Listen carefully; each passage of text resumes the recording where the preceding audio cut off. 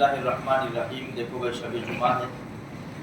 ہر جمعرات کو اس لیے یاد دلایا جاتا ہے کہ فتنوں کا زمانہ ہے.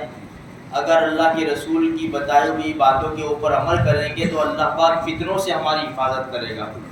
نبی کریم صلی اللہ علیہ وسلم کا پاک ارشاد ہے کہ جس نے جمعہ کے دن سورہ کہف پڑھی اس ہفتے میں آنے والے ہر فتنے سے اللہ حفاظت کرے گا. اگر دجال نکل جاوے تو اللہ پاک دجال کے فتنے سے بھی حفاظت کرے گا.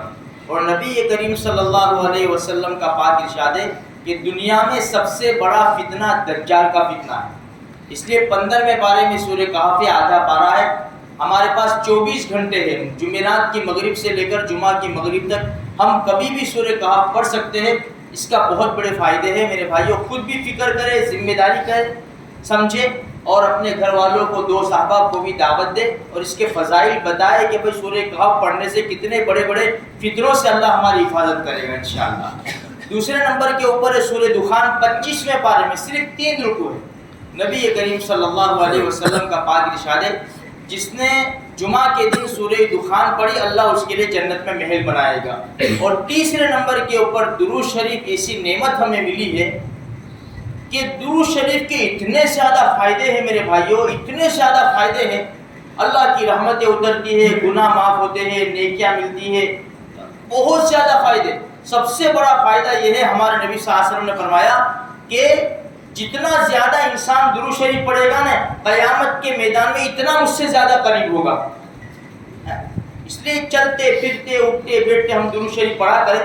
چھوٹے میں چھوٹا درود شریف صلی اللہ علیہ وسلم, صلی اللہ علیہ وسلم. اب دیکھو دوسری ایک بات یہ ہے کہ سورہ فلق اور سورہ ناس, اس کی تفسیر میں علامہ ابن کثیر رحمۃ اللہ علیہ نے ایک چھوٹی سی حدیث لکھی ہے. عقبہ ابن عامر رضی اللہ تعالیٰ عنہ خود فرماتے ہیں کہ اللہ کے رسول صلی اللہ علیہ وسلم کی سواری کی نکیل پکڑ کر میں مدینہ کی گلیوں میں جا رہا تھا. میرے نبی نے فرمایا عقبہ تم سوار ہو جاؤ. اتنے بڑے امام الانبیاء سواری سے نیچے اتر گئے. عقبہ تم سوار ہو جاؤ. حضرت عقبہ رضی اللہ تعالیٰ فرمایا اگر میں نہ کہوں گا تو نافرمانی ہو جائے گی. جی یا رسول اللہ صلی اللہ علیہ وسلم. اللہ کے رسول اترے, حضرت عقبہ رضی اللہ تعالیٰ سوار ہوئے. عجیب بات, اتنے بڑے امام الانبیاء چل رہے اور اپنا غلام عقبہ ابن عامر ہو گیا. ہر مسلمان غلام ہے. اللہ کے رسول صلی اللہ علیہ وسلم کا ہمیں پکا سچا اللہ کے رسول اللہ پاک ہمیں اپنے نبی کا غلام بنا دیتے. ہاں, حضرت عقبہ سواری کے اوپر ہے, ہمارے نبی نیچے چل رہے ہیں. تھوڑی دور گئے, حضرت عقبہ فرماتے میں اتر گیا. میرے نبی نے کہا عقبہ کچھ بات بتاؤں, کچھ سکھاؤں. ضرور یا رسول اللہ صلی اللہ علیہ وسلم. تو میرے نبی نے 2 صورتیں سکھائی, سورہ فلق اور سورہ ناس. قل اعوذ برب الفلق قل اعوذ برب الناس, یہ سکھائی. پھر نماز کا ٹائم ہو گیا, ہمارے نبی نے نماز پڑھائی اور یہی دونوں صورتیں پڑھی, سورہ فلق سورہ ناس, جو ہم نے بھی الحمدللہ نبی کی یعنی برکت سے یہی صورتیں پڑھی ہم نے. تو یہ 2 صورتیں پڑھی. پھر نماز بعد پھر مجھے کہا عقبہ دیکھا ہمارے نبی نے 2 صورتیں پڑھ کے پڑھا, دیکھا.